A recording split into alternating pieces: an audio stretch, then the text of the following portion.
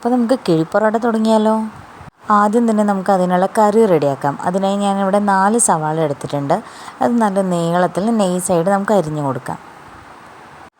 അരിഞ്ഞു കൊടുത്തതിന് ശേഷം നമുക്ക് കുക്കർ ചൂടാവാൻ വയ്ക്കാം. കുക്കർ നല്ലപോലെ ചൂടായി വന്നതിന് ശേഷം നമുക്ക് കുറച്ച് ആവശ്യത്തിനുള്ള ഞാൻ സൺഫ്ലവർ ഓയിൽ എടുത്തിട്ടുള്ളത് കേട്ടോ. നിങ്ങൾക്ക് വേണമെങ്കിൽ വെളിച്ചെണ്ണ എടുക്കാം, അല്ലെങ്കിൽ സൺഫ്ലവർ ഓയിൽ എടുത്താലും കുഴപ്പമില്ല. ഞാനൊരു 2 to 3 ടേബിൾ സ്പൂൺ വരെയാണ് ഒഴിച്ച് കൊടുത്തിട്ടുള്ളത്. അതിന് ശേഷം നമുക്ക് നീളത്തിൽ അരിഞ്ഞ സവാള അതിലേക്ക് ഇട്ട് കൊടുക്കാം. എണ്ണ നല്ലപോലെ ചൂടായതിന് ശേഷം നമ്മൾ സവാള ഇട്ട് കൊടുത്താൽ മതി കേട്ടോ. ഇനി നമുക്ക് വേണ്ടത് അതിലേക്ക് ആവശ്യമുള്ള ഉപ്പാണ്. അപ്പോൾ ഞാൻ ഒരു 1.5 ടേബിൾ സ്പൂണോളം ഉപ്പ് ആഡ് ചെയ്ത് കൊടുത്തിട്ടുണ്ട്. അവസാനം നോക്കിയിട്ട് നമുക്ക് പോരാത്തത് വേണമെങ്കിൽ ചേർത്ത് കൊടുക്കാം. ഉപ്പ് ഇട്ടതിന് ശേഷം നമുക്ക് നല്ലപോലെ ഇളക്കി ഉള്ളി നന്നായി വഴറ്റിയെടുക്കാം. അപ്പോൾ ഉള്ളി ആവുന്ന നേരം കൊണ്ട് നമുക്കിവിടെ തക്കാളി കട്ട് ചെയ്തെടുക്കാം.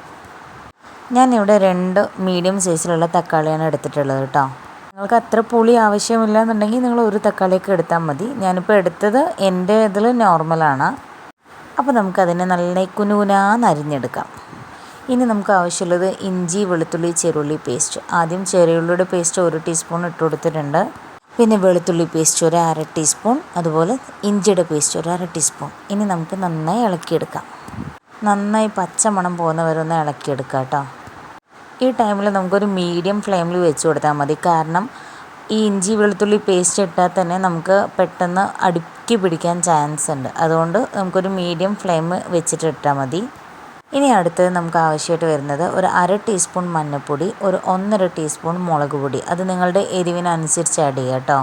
പിന്നെ ഒരു 2 ടേബിൾ സ്പൂൺ മല്ലിപ്പൊടി ഇട്ട് കൊടുത്തിട്ടുണ്ട്. എൻ്റെ ഇടതും വലതും അസ്ലവും മിന്നും ഉള്ളത് കൊണ്ട് തന്നെ അവർ തമ്മിൽ ഫൈറ്റാണ് കേട്ടോ. ഐറ്റംസ് അവർ ആഡ് ചെയ്ത് കൊടുക്കാനായിട്ട്. അപ്പോൾ അതിൻ്റെ മല്ലിപ്പൊടി ഇട്ടതിൻ്റെ ഒരു ഭംഗിയാണ് നിങ്ങളിപ്പോൾ കുക്കറിൻ്റെ സൈഡിൽ കാണുന്നത്. അപ്പോൾ ഓക്കെ, നമുക്ക് റെസിപ്പിയിലോട്ട് വരാം. അതിന് ശേഷം ഞാനിവിടെ കുറച്ച് മീറ്റ് മസാല ഇട്ട് കൊടുത്തിട്ടുണ്ട്. ഒരു 1.5 ടേബിൾ സ്പൂണോളം ഇട്ട് കൊടുത്തിട്ടുണ്ട്. ഇനി നമുക്ക് പട്ട ഗ്രാമ്പൂ പൊടിയാണ് വേണ്ടത്, അല്ലെങ്കിൽ അഥവാ ഗരം മസാല. അത് ആഡ് ചെയ്ത് കൊടുത്ത് നമുക്ക് അതിൻ്റെ പച്ചമണം പോകുന്നത് വരെ നന്നായി ഇളക്കി കൊടുക്കണം. ശേഷം നമ്മൾ കുനുകുനാന്ന് അരിഞ്ഞ് വെച്ച തക്കാളി അത് അതിലേക്ക് ആഡ് ചെയ്ത് ഒന്നുകൂടെ നമുക്ക് നന്നായി ഇളക്കിയെടുക്കാം. നമ്മളിപ്പോൾ വെക്കാൻ പോകുന്നത് തേങ്ങ ഒഴിച്ചിട്ടുള്ള ബീഫ് കറിയാണ് കേട്ടോ. ആക്ച്വലി കിഴിപ്പൊറാട്ട എന്ന് പറയുമ്പോൾ തേങ്ങ ഒഴിക്കാത്ത ഗ്രേവിയാണ് എല്ലാവരും ചെയ്യാറുള്ളത്. പക്ഷെ ഇപ്രാവശ്യം നമുക്ക് തേങ്ങ ഒഴിച്ച് കറി ഇട്ട് കൊടുക്കുക എന്നുള്ളതിൽ ചെയ്യാണ് കേട്ടോ. അങ്ങനെ നമ്മൾ കഴുകി വെച്ച ബീഫ് അതിലേക്ക് ഇട്ട് കൊടുക്കാം. നന്നായി വെള്ളം കളഞ്ഞതിന് ശേഷം ഇട്ട് കൊടുത്താൽ മതിയിട്ട്. ഒരുപാട് വെള്ളം ഇതിലേക്ക് ആവശ്യമില്ല. എന്നിട്ട് നമുക്കൊരു 1/2 ഗ്ലാസ് വെള്ളം മാത്രം ഇതിലേക്ക് ഒഴിച്ചു കൊടുത്താൽ മതി. എന്നിട്ട് നല്ലപോലെ നമുക്കതിനെ മിക്സ് ചെയ്തെടുക്കാം. ഈ സമയത്ത് നമുക്ക് കുറച്ച് മല്ലിയില ആഡ് ചെയ്യാം കേട്ടോ. അതിപ്പോൾ എൻ്റെ കയ്യിൽ ഇല്ലാത്തത് കൊണ്ട് ഞാൻ ആഡ് ചെയ്തിട്ടില്ല. ഇനി നമുക്കത് ഫുൾ ഫ്ലെയിമിൽ വെച്ചിട്ട് കുക്കർ അടച്ചു കൊടുക്കാം.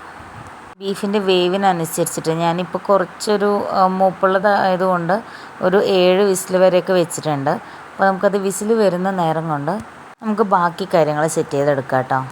അതായിട്ട് വേണ്ടത് വാഴയിലയാണ്. നമുക്ക് കിഴിപ്പൊറോട്ടയുടെ മെയിൻ ഐറ്റം വാഴയില. ആ വാഴയില നമുക്ക് നല്ലപോലെ വാട്ടിയെടുക്കാം. 2 സൈഡും തിരിച്ചും മറിച്ചും നമുക്ക് ചൂടാക്കി എടുക്കണം കേട്ടോ. ഇല്ലെങ്കിൽ നമുക്ക് കിഴി കെട്ടുന്ന സമയത്ത് അത് പൊട്ടി വരാൻ ചാൻസ് ഉണ്ട്. അപ്പോഴത്തേക്കും നമ്മുടെ കറി ഇവിടെ റെഡി ആയിട്ടുണ്ട്. ഇനി നമുക്കതിലേക്ക് തേങ്ങ ഒഴിച്ചു കൊടുക്കാം. ഞാൻ തേങ്ങ ഒഴിക്കുന്ന സീന് എടുക്കാൻ മറന്നതാണ് കേട്ടോ. അപ്പോൾ തേങ്ങ ഒഴിച്ചു കൊടുത്തു. ശേഷം നല്ലപോലെ തിള വന്നിട്ടുണ്ട്. ബീഫൊക്കെ വെന്തിട്ടുണ്ട്. എല്ലാം ഓക്കെയാണ്. ഇപ്പോൾ നമുക്ക് ഉപ്പ് ഇനി ആവശ്യമുണ്ടെങ്കിൽ ചേർത്ത് കൊടുക്കാം. ഒരു 2 മിനിറ്റ് നന്നായി തിളച്ചതിന് ശേഷം നമുക്ക് ഫ്ലെയിം ഓഫ് ചെയ്യാം കേട്ടോ. അത്ര ആവശ്യമുള്ളൂ. കണ്ടില്ലേ, കാണുമ്പോൾ തന്നെ നമുക്ക് അറിയാൻ പറ്റും ബീഫൊക്കെ നല്ല സോഫ്റ്റായിട്ട് വന്നിട്ടുണ്ട് കേട്ടോ. അങ്ങനെ നമ്മുടെ ബീഫ് കറി റെഡി. ഇനി നമുക്കൊരു ബൗളിലേക്ക് സെർവ് ചെയ്യാം. കുറച്ച് മല്ലിയില കൂടെ ഉണ്ടെങ്കിൽ ഉഷാറാണ്. ഇനി നമുക്ക് കിഴി കെട്ടിയെടുക്കാം. ഫസ്റ്റ് നമുക്കൊരു വലിയ വാഴയില വെച്ച് കൊടുക്കാം. അതിന് ശേഷം നമുക്കൊരു കുഞ്ഞു വാഴയിലയുടെ പീസ് വെച്ച് കൊടുക്കാം. ഇനി ആ കുഞ്ഞു വാഴയിലയിൽ നമുക്ക് ഒരു പൊറോട്ട വെച്ചിട്ട് അതിന് മേലെ അത്യാവശ്യം കറിയും പീസും കൂടെ ഇട്ട് കൊടുക്കാം കേട്ടോ. നമ്മുടെ സൈഡിലൊക്കെ ചേർന്ന് വരുന്ന ടൈപ്പിൽ വേണം ഇട്ട് കൊടുക്കാൻ. ഇല്ലെങ്കിൽ നമ്മുടെ ആ സൈഡിലൊന്നും കുതിർന്ന് കിട്ടത്തില്ല കേട്ടോ. ഞാൻ പൊറോട്ട പുറത്തുനിന്നാണ് വാങ്ങിച്ചിട്ടുള്ളത്, ഞാനിവിടെ ഉണ്ടാക്കിയതല്ല. അപ്പോൾ നമുക്ക് കറി ഒഴിച്ചതിന് ശേഷം നമ്മൾ ചോപ്പ് ചെയ്ത് വെച്ചിട്ടുള്ള സവാള ആഡ് ചെയ്ത് കൊടുക്കാം. സവാളയുടെ കൂടെ കുറച്ച് മല്ലിയില ഉണ്ടെങ്കിൽ ഒന്നുകൂടെ ബെറ്റർ ആയിട്ടുണ്ടാവും കേട്ടോ. അതിന് ശേഷം നമുക്ക് അടുത്ത പൊറോട്ട വെച്ച് കൊടുക്കാം. അതിലും സെയിം മെത്തേഡ്. അതിന് മേലെ പീസും കറിയും കൂടെ സൈഡിലെല്ലാവരും നന്നായി ചേർത്ത് ഒഴിച്ചു കൊടുക്കാം.